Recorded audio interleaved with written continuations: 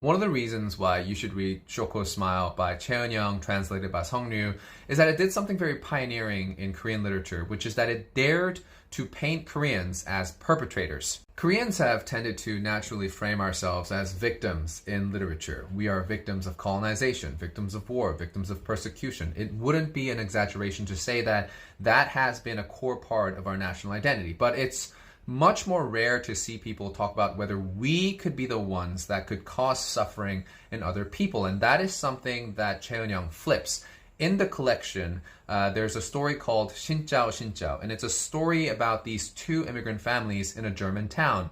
One is Korean, another is Vietnamese, and the two families grow close until one night during dinner, there's a clash about the atrocities that Koreans committed in the Vietnam War. And when the protagonist talks about how Koreans never invaded anyone, never harmed anyone, that she was taught by her teachers back in Korea that we were always victims in history, that we've never done anything wrong, the Vietnamese family counters that notion by saying that their relatives have personally experienced horrible atrocities committed by Korean soldiers, how their family members were butchered by Korean soldiers. And that's the thing. Koreans demonstrated very well our capacity to be perpetrators in the Vietnam War. A notable example was the Pong Ni and Pong Nat massacre, where South Korean Marines bombarded two villages with artillery and then they proceeded to slaughter everyone inside those villages. The gratuitous violence against civilians got to a point where it prompted an American unit nearby to go in and rescue the civilians from the Koreans. Photographs taken by an American corporal describe in horrible detail how bad it was. Things like